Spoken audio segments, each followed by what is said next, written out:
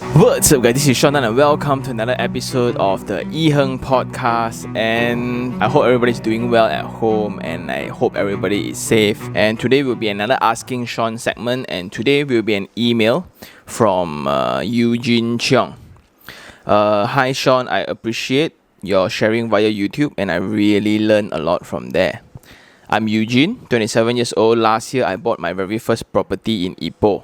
Huh, really? And now I plan to get my second property at Johor. The project is Meridian Bayou under Ma Sing developer for investment purpose. The reason is I'm working in Singapore now, easy for me to manage and cash flow purpose. Now I wish to join name with my girlfriend for this second property. Do you think it's too fast to get my second property? Furthermore, do you have a personal advice or sharing for the Meridian Bayou project for the location, rental and future development wise? Thanks and look forward for your favorable reply.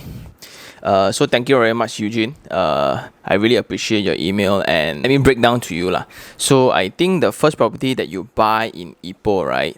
I think because you are from Ipoh, most likely you are from Ipoh, that's why you want to buy something. So maybe some place that you can call home. That one I understand, okay? So for your second property, right, whether is it Meridian Bayou, okay, there's a few things lah.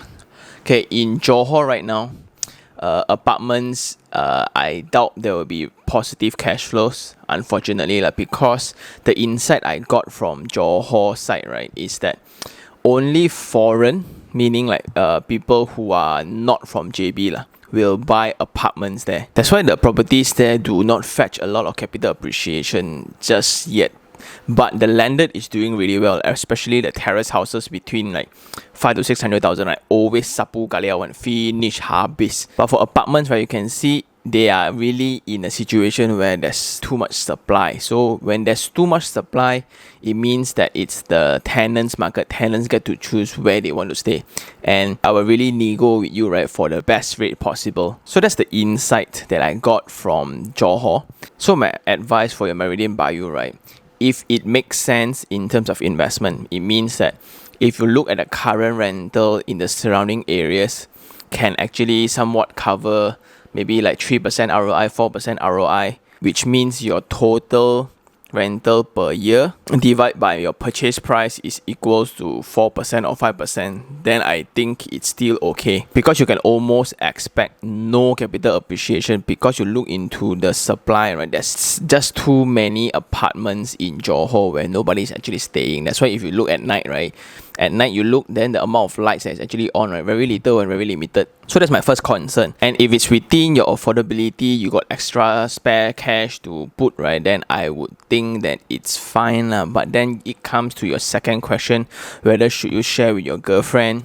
I think I strongly discourage. I will not, and I will never share a property with a girlfriend unless you confirm it's her already lah. But no matter how confirm, also sometimes shits happen. I'm sorry, but there's just too many cases of this. I've done an episode about this already. Maybe I just link it up somewhere here. You can go check it up, why you should not share with your girlfriend or boyfriend, because it gets too emotional, right? Then whatever is not based on logic anymore. And the fact that you need to share name, right, I think it means that you need both income to actually get the loan. Then I think it's beyond your affordability currently, and I would suggest to wait for a little while, right? I would suggest now to actually just cool down a little bit, be a little bit patient as the economy will go down a little bit, and you will have that window of opportunity. Maybe Meridian Bayou, I'm not sure about the pricing, maybe 3 to 500,000. 3 to 500,000, maybe you can go and get a landed property in Johor, which is better. Maybe around Gelang Patah side, which my house is lah. I also got a landed terrace house there where I got it for 400,000.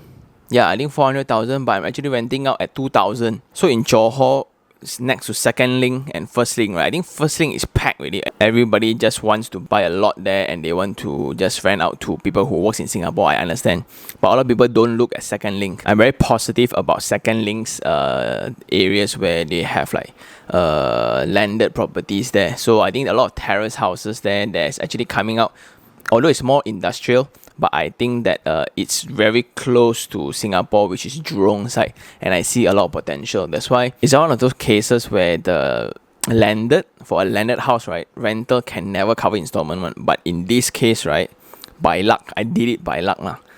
It actually covered, so I think it's very good lah.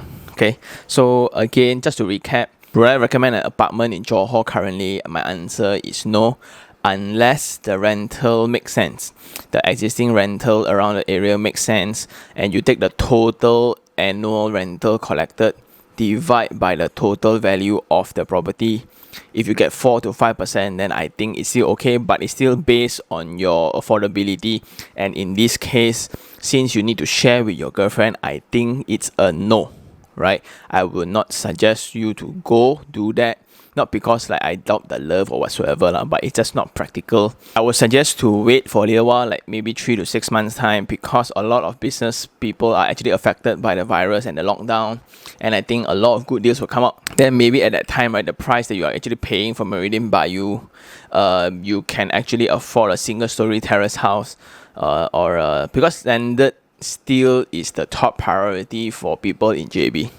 If you give to a local JB, right, the locals will never buy an apartment because it costs the same as a terrace house. So why buy one? That's their logic, and I don't see any capital appreciation potential for service apartments in Johor currently at this rate lah, because the population is just not picking up.